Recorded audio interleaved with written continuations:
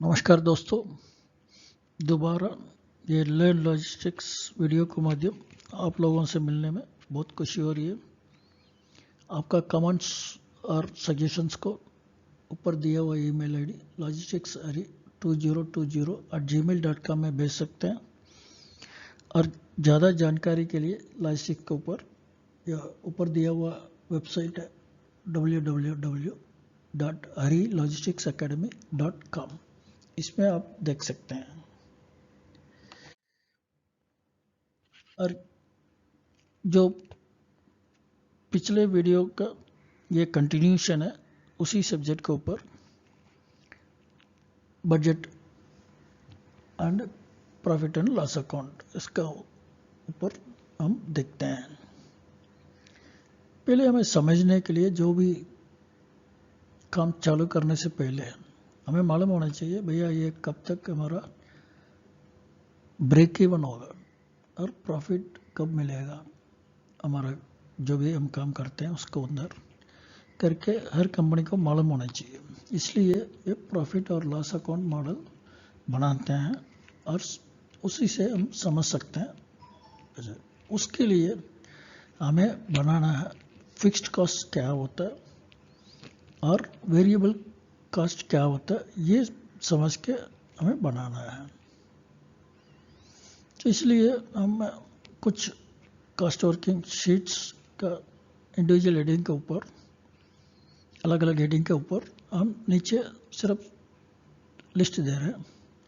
एक तो असेट्स का, असेट्स मतलब जो लैंड है, जो ज़मीन है, बिल्डिंग है, इक्विपमेंट है, मशीनरी है और इंस्ट्रूमेंट्स है। इंस्ट्रूमेंट्स का मतलब जो मेजरमेंट करने के लिए रखते हैं, नहीं तो कैलिब्रेशन करने के लिए रखते हैं, उसको बोलते हैं इंस्ट्रूमेंट्स। और टूल्स है, उसके अलावा गाड़ियाँ हैं, इनको बोलते हैं असेट्स। और कंप्यूटर है, जो भी फोटोकॉपियर, प्रिंटर, वो सब। अब इसके अंदर भी कई चीज़ें, जो टेबल है, चेयर है, हर चीज़ इसमें आ जाएगा। और दूसरा है cost of employees at every given period. इसका मतलब हर एम्प्लॉय का हर समय हमें मालूम होना चाहिए उसका कॉस्ट कितना है कंपनी के लिए। इसलिए वो एम्प्लॉय कॉस्ट शीट बनाना बहुत ज़रूरी है। उसको मंथ वाइज कर सकते हैं और ईयर वाइज भी कर सकते हैं। तीसरा वेरिएबल कॉस्ट, जो और रिकरिंग कॉस्ट जो बोलते हैं, जो हम बार बार हमें स्पेंड करना पड़ता है उसके लिए, उसको बोलते हैं वेरिएबल कॉस्ट और रिकरिंग कॉस्ट। क्योंकि फिक्स कॉस्ट तो हमें एक बार स्पेंड कर लिया तो 5 साल और 10 साल और 1 साल ज़रूरत नहीं है दोबारा स्पेंड करने का। मगर वेरिएबल कॉस्ट तो हर 15 दिन के अंदर, नहीं तो हफ्ते के अंदर, रोज़, नहीं तो महीने में, नहीं तो 2 महीने के अंदर वो स्पेंड करता रहना पड़ता है। और चौथा है सेंट्रल ऑफिस और हेड ऑफिस और रीजनल ऑफिस और ब्रांच ऑफिस होगा, उसका भी कॉस्ट पकड़ना पड़ेगा। और पांचवा है फाइनली, ये सब मिला के हमें प्रॉफिट एंड लॉस अकाउंट बनाना है। क्योंकि ये जो ऊपर दिया हुआ कॉस्ट जो पकड़ेंगे और उसको हम समझेंगे, तभी हमें मालूम होगा कि ब्रेक इवन कब होगा। इस पर ब्रेक डाउन दिया, मगर ब्रेक इवन बोलते हैं अकाउंटिंग टर्म में। मतलब जो ना लॉस है ना प्रॉफिट है, उसको बोलते हैं ब्रेक इवन। और कब हमें प्रॉफिट मिलना शुरू होगा ये समझ सकते हैं।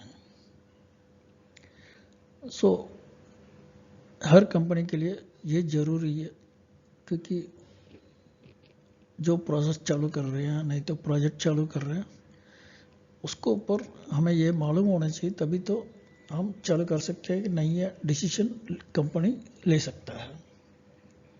अभी हम हर चीज़ के लिए अलग अलग फॉर्मेट अभी देखते हैं। पहला जो फॉर्मेट दिया ये है फिक्स्ड एसेट का। जो भी हमने फॉर्मेट दिया ये तो सिर्फ सैंपल है, ये जरूरी नहीं है हर चीज़ हमने पकड़ा इसमें, नहीं। जो सैंपल चीज़ जो मैंने वही पकड़ा है।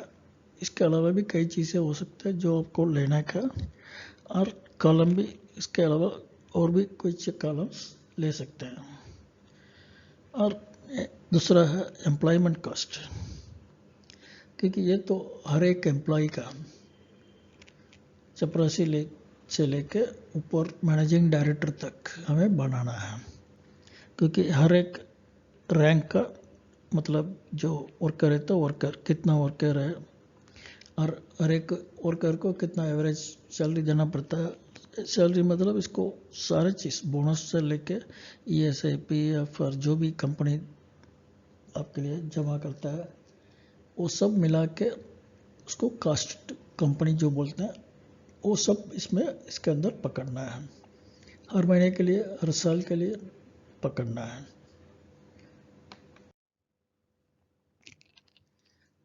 और वेरिएबल कास्ट जो मैंने बोला, जो बार बार हम स्पेंड करते रहेंगे उसको वेरिएबल कास्ट बोलते हैं। इसके लिए भी सिर्फ सैम्पल फॉर्मेट इसमें दिया है, ये जरूर नहीं है ये कंप्लीट फॉर्मेट है, मगर इसके अंदर आप और ज़्यादा बड़ा टॉपिक बढ़ सकता है, नहीं तो कम भी कर सकते हैं। ये अमाउंट जो भी दिया है ये सब सिर्फ सैंपल है, ये जरूर नहीं है यही है, ये तो सैंपल है। और उसके अलावा बोला था हमने सेंट्रल ऑफिस कास्ट इसको बोलते हैं, जो हेड ऑफिस है, रीजनल ऑफिस है, ब्रांच ऑफिस है, उनका भी कास्ट पकड़ना है। इसलिए हर एक हेडिंग के अंदर ये कास्ट जरूरी है हमें पकड़ने का।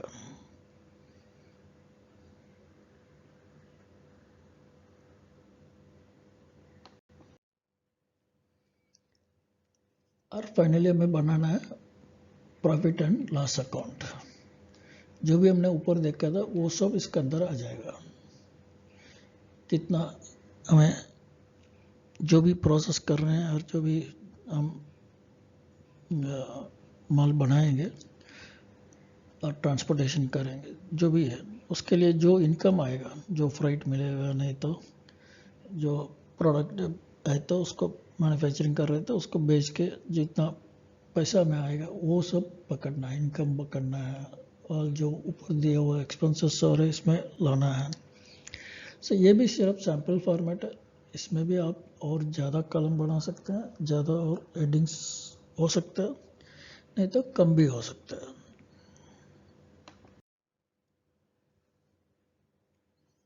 और 11वां इम्प्लीमेंटेशन प्लान, क्योंकि जो कंपनी नहीं तो प्रोजेक्ट और एक्टिविटी चालू करने वाला है उसके अंदर कई तरीके का काम हमें करना है।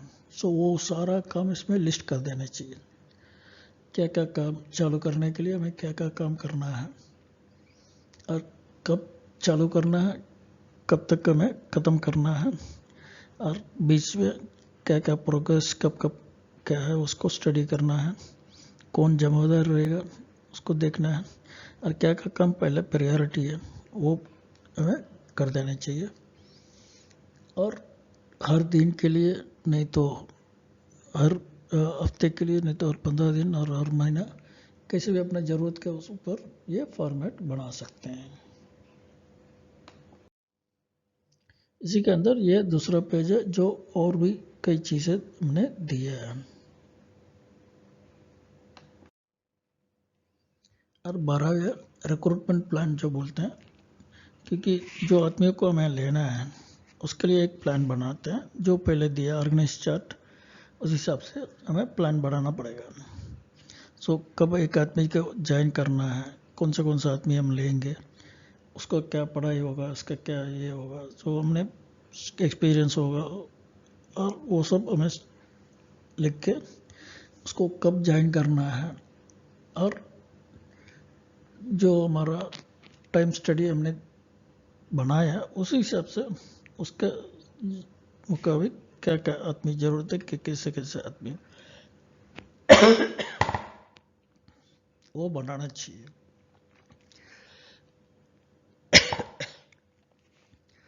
क्योंकि वो बनाने से हमें मालूम होता था कौन सा आदमी को कब कब लेना है, कब अंदर कंपनी के अंदर लेना है, हर महीने हर दिन के लिए स्टडी करके वो कर सकते हैं। इसलिए इसमें मैं फॉर्मेट नहीं दे रहा हूँ, सिर्फ आपको इन्फॉर्मेशन दे रहा हूँ, क्योंकि ये तो अपने ज़रूरत के ऊपर हर एक आदमी बना सकता है। और तेरा जो ट्रेनिंग प्लान और शेड्यूल, और ट्रेनिंग प्लान भी हर एक कंपनी में हर एक डिपार्टमेंट के लिए बहुत ज़रूरी है। ये हर दिन का हर महीने का, मतलब जो जैसे जैसे आदमी ज्वाइन करते जाता है उस हिसाब से हमें किसी किसी आदमी को ट्रेनिंग देना करके हम बना सकते हैं। और हर एक आदमी का अलग अलग ट्रेनिंग होगा, क्योंकि ये जरूरी है कि एक आदमी को सारा ट्रेनिंग देना नहीं है। इसलिए कुछ सैंपल दे रहा हूँ इसमें एग्जाम्पल, जो इंट्रोडक्शन नहीं तो इंडक्शन बोलते हैं ट्रेनिंग, और क्वालिटी ट्रेनिंग बोलते हैं, सेफ्टी ट्रेनिंग बोलते हैं, health training, HR training, admin training, customer training, relation management training और ऑन जॉब ट्रेनिंग। ये सारा एक सैंपल है जो ट्रेनिंग का। इसमें भी इसलिए मैं फॉर्मेट नहीं दे रहा हूँ क्योंकि हर कंपनी के अलग अलग होता है, तो वो अपना अपना ज़रूरत पर बना सकते हैं।